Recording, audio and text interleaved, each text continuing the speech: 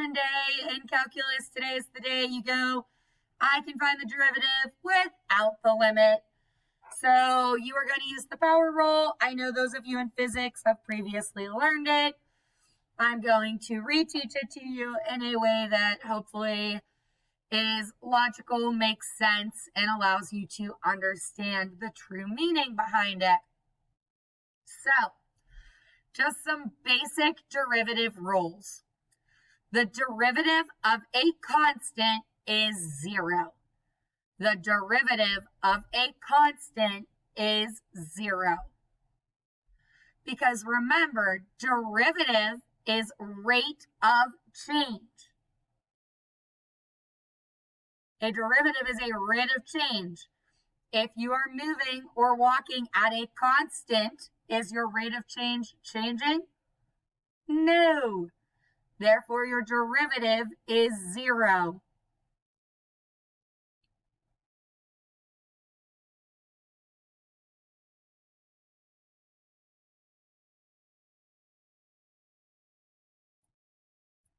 The derivative of pi is 0. The derivative of pi is 0. I cannot tell you how often people think pi is a variable. Pi is not a variable. Pi is a constant. The derivative of pi is 0. The power rule. The power rule states that if you take the derivative of a variable to a power, so if we take the derivative of a variable to a power, it is equal to that power times the variable to the power minus 1. So the derivative of x to the 4th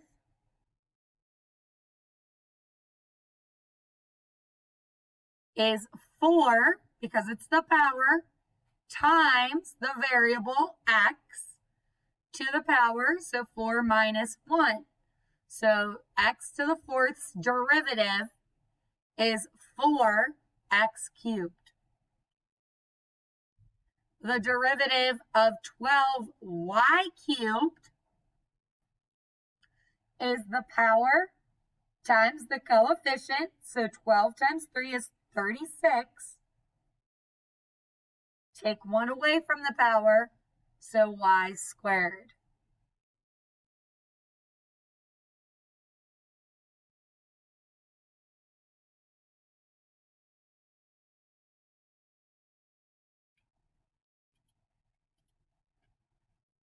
Okay? Use the power rule to find the derivative of the function f of x equals 3 minus 2x plus 4x squared. So our notation for derivative of a function is f prime x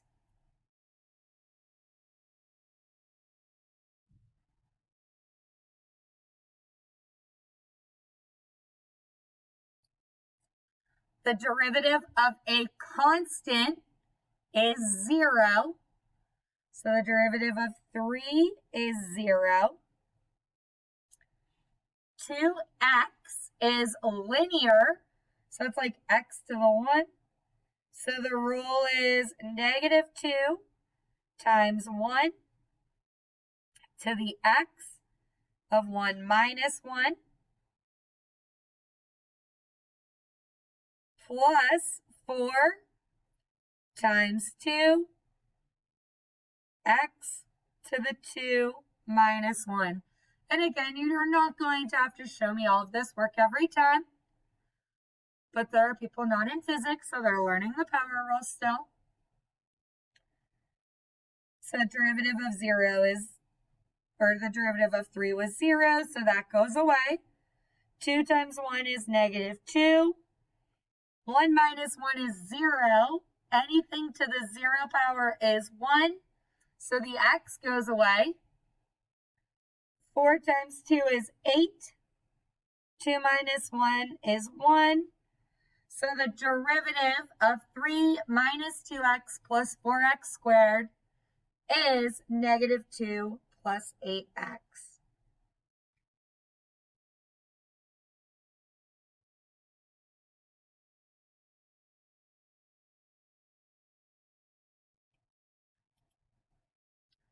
Okay, d over dx is another way of saying find the derivative with respect to variable x.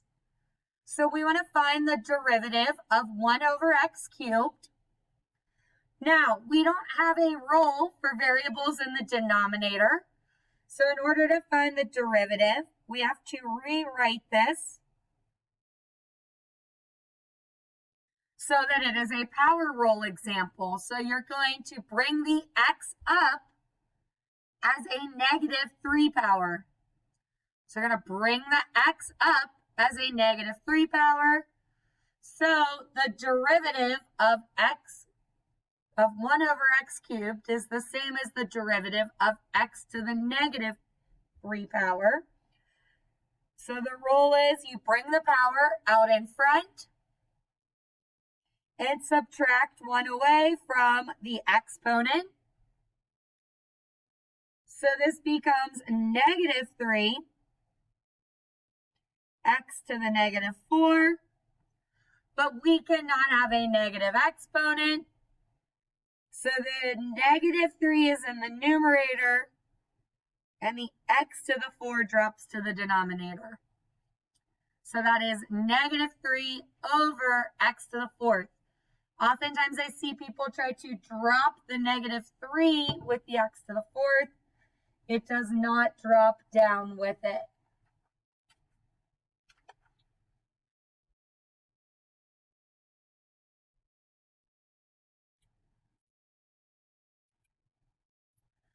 Okay, we can now find the derivative of a square root by converting a square root to a power.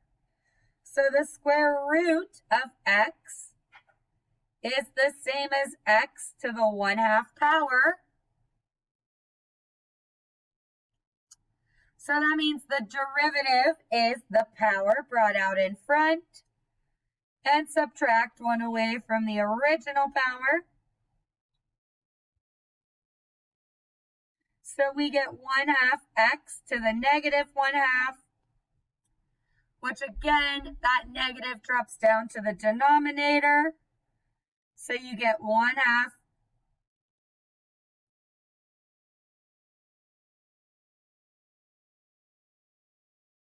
where the x to the 1/2 is in the denominator. Or you could write 1 over 2. X to the 1/2 is really a square root. So you get 1 over 2 square roots of x.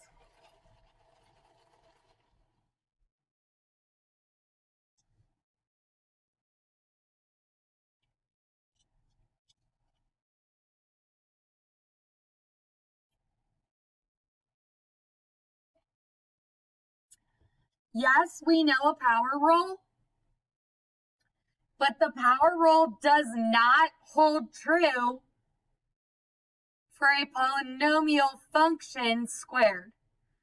Like the derivative of this function is not 2 x plus 5, and then you take 2 minus 1, which would give you 1. The derivative of x plus 5 squared is not, and I'm going to show you, it is not 2 times the quantity x plus 5. That is not true. So what could I do to this equation to make it be that I can use the power rule? Yeah, I could FOIL it. Perfect. So we're going to FOIL x plus 5 squared.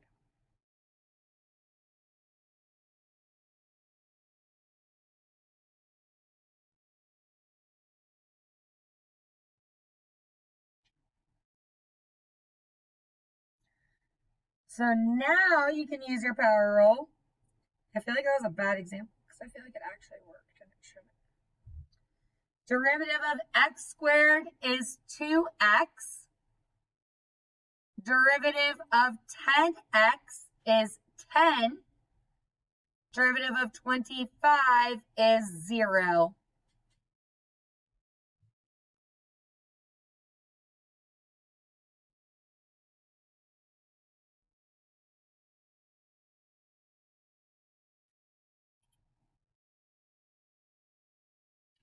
So again, not everything stays so nice. It's not just about the power rule. We're doing more than that. We're talking about why we need the power rule or how we can manipulate equations. So it says, does the curve y equals x to the fourth minus 2x squared plus 2 have any horizontal tangents? If so, where? So the first thing you have to really think about is, what does it mean to have a horizontal tangent? Well, how do you get a horizontal line? A horizontal line occurs when the slope of the line is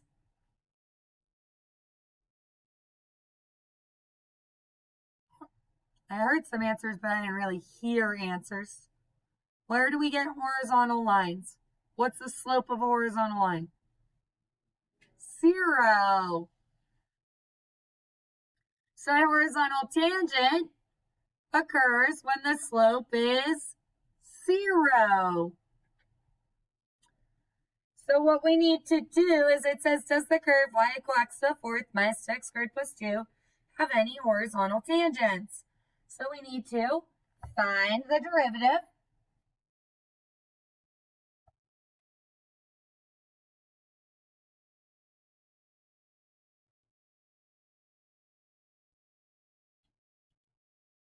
So again, using the power rule, bring down the 4, take 1 away, so you get 4x cubed. 2 times 2 is 4. Take 1 away, you get x. And derivative of 2 is 0. The horizontal tangents occur when the slope is 0. Well, the derivative represents the slope. So the horizontal tangents will occur when 4x cubed minus 4x equals 0.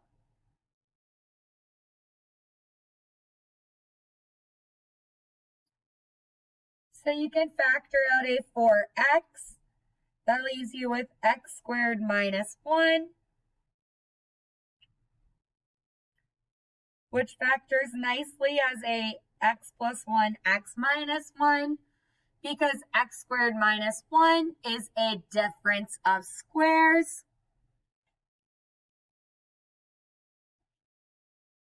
So applying the zero product property to each of our factors, we get that x equals 0, x equals 1, and x equals negative 1.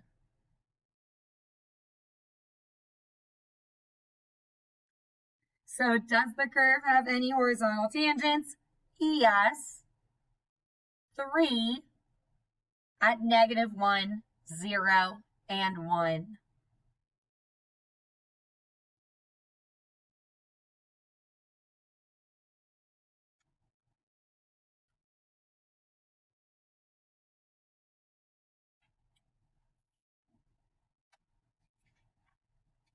Okay?